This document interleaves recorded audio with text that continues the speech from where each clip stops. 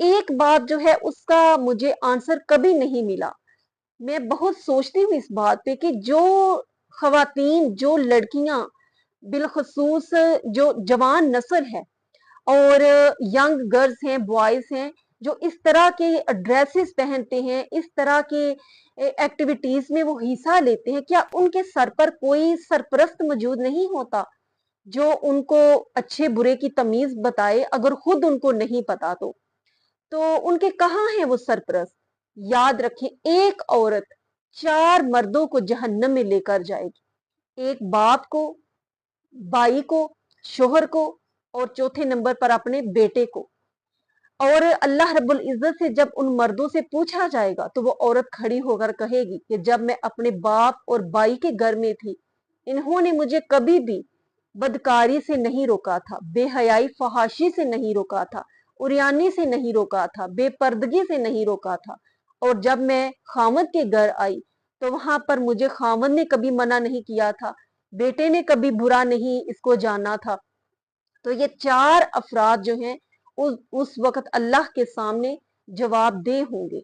इसलिए ये कोई आसान बात नहीं है कि इस्लामी मुआशरे में इस तरह के जो मामलात हैं वो इतनी आजादी से करना। और क्या ये वही लोग तो नहीं जिनके बारे में अल्लाह रब्बुल इज्जत ने फरमाया कि सुम्मुम बुकमुन उम्युन फाहुम ला यरजिऊन, कि ये गूंगे, बहरे और अंधे हो चुके हैं और ये उसी की तरफ लौट कर जाने वाले हैं।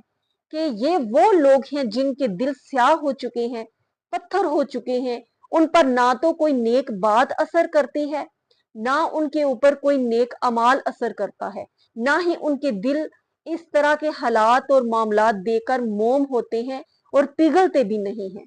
अल्लाह रब्बुल इज्जत तो वो जात है जो इंसान के बड़े से बड़े गुनाह को भी बख्शने पे आए तो बख्श देता है। हजरत उमर फरूक रजी अल्लाह ताला अन्हो एक दफा गुजर रहे थे कि आपने देखा कि एक नौजवान जो है वो कपड़ों के नीचे एक बोतल छुपाए हुए जा रहा था। तो हजरत उमर ने पूछा कि नौजवान ये क्या लेके जा रहे हो? तो वो नौजवान डर गया और उसने कहा, दिल में दुआ मांगी, दिल ही दिल में अल्लाह रब्बुल इज्जत से कि या अल्लाह, ये मेरे पास तो शराब की बोतल है, इस वक्त मुझे उमर के सामने शर्मिंदगी से और रुसवाई से बचा ले, और मैं आइंदा जो है वो कभी शराब नहीं पीऊंगा, मुझे इनके सामने शर्मिंदा होने से बचा ले। तो अल्लाह रब्बुल इज्जत ने उसकी इस दुआ को कबूल फरमाया। और हजरत उमर रजी अल्लाह ताला अन्हो ने जब पूछा तो उसने कहा कि ये सिरका है। तो हजरत उमर ने कहा कि लाओ दिखाओ तो सही। जब दिखाया तो वो बोतल, शराब वाली बोतल, सिरके में तब्दील हो चुकी थी। और इस वजह से कि वो नौजवान हर रोज अपने गुनाह को अपने एक रजिस्टर में लिखा करता था, दर्ज किया करता था। और जब उसका ये अमल जो है वो एक दूसरे हजरत उमर के सामने शर्मिंदगी का बायस बनने जा रहा था, तो अल्लाह ने अपने उस बंदे को शर्मिंदगी से बचा लिया। और फिर अल्लाह रब्बुल इज्जत ने सूरे फरकान में फरमाया कि ऐसों के लिए अल्लाह रब्बुल इज्जत उसकी बुराइयों को भलाइयों में बदल देता है, उसकी बुराइयों को, गुनाह को नेकियों में बदल देता है, जिस तरह उस नौजवान की शराब की बोतल को सिरके में बदल दिया। और आज अगर लोग अल्लाह रब्बुल इज्जत की बारगाह में बख्शिश, मगफिरत तलब करें, अपने गुनाहों से माफी मांगे, तो वो रब्बे जुल जलाल उसके गुनाहों की इस शराब को नेकियों के सिरके में तब्दील फरमा कर उनके लिए हदायत और बख्शिश की राह आसान फरमा देता है।